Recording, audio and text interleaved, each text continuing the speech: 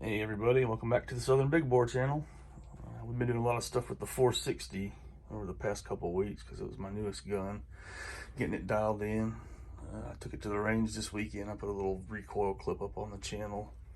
I found out I bore sight very terribly. I couldn't get on paper in 6 shots. Luckily I used quick detach rings and popped the scope off and spent the rest of the day shooting with the irons and getting good groups at about 50 yards. Then I just took it up to the gunsmith and he bore sighted it in and told me I was way to the left, is why I wasn't on the paper. So I'll load some more up this week and hopefully shoot it this weekend. But I figured I'd pull this out. This is the gun that started me on all this elephant gun madness. It's a Winchester Safari Express in 375 H&H Mag. And so from front to back, I'll give you a quick overview. It's got a butt pad. It's got a Monte Carlo stock back there. 3-position safety. And this action's got a jewel bolt and controlled round feed. Now the weather be smooth, but this is butter.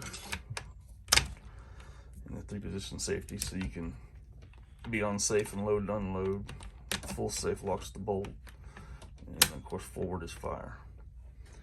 I was running a 1x4 Trigicon AccuPoint on it, but I decided this season for use a little bit more magnification. I put a Vortex Diamondback I had laying around on it. So it's a 4x16 with an AMRAD reticle with all the holds on it. And like I said last time, I think MOA, so this one is going to require a little brain power if I need to dial anything in. So I think one MRAD is 3.6 inches at 100, 7.2 inches at 200, and then there's a 1/10 of an inch click. So you're talking 0.36 of an inch at 100, and then 0.72 of an inch at 200, and so on and so forth. Again, this gun came with express irons, and a nice little bead in the front. Hooded sight. I like it. It kicks. It's not sharp. It's more of a push. And I think it's about on the same par, maybe a little bit less than that 460 Weatherby with the brake on it. But what's interesting about this rifle, I hunt deer with it because I'm that guy. But it's very versatile, especially if you hand load. So originally, when we talk about a little history of the cartridge, you notice it's sloped to the front, gets skinnier. It's got a very shallow shoulder, and then it's got that belt. Holland & Holland introduced this in 1911 or 12. I think it's 1912. And at that time, the powder was cordite, and it was long strands. So they made this case long so they could fit long strands of cordite in there and get more power. And also what happened is cordite is temperature sensitive. So of course in the African savannah, when you're walking around with your gun and it's getting hot, it would cause the shells to have an increase in pressure when you fired them once they were hot. So Holland & Holland made a nice sloping profile so it would have ease of extraction. And because of that sloping profile with a very shallow shoulder, they put the belt on it. And the belt is what this round headspace is off of in the chamber.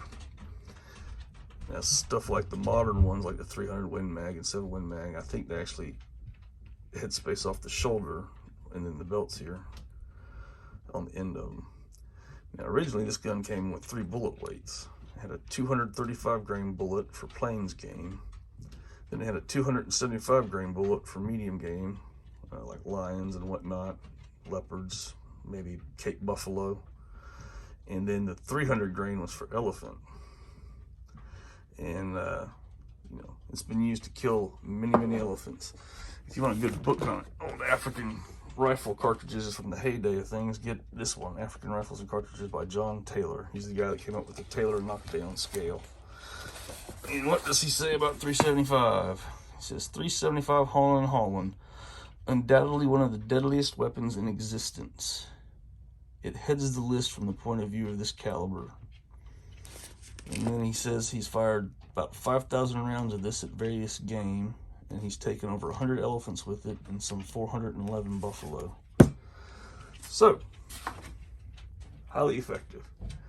I use it with 250 grain controlled fracturing bullets at about 2,650 feet per second, or 2,700 feet, and it'll do a number on deer. You don't have to walk after them, that's for sure.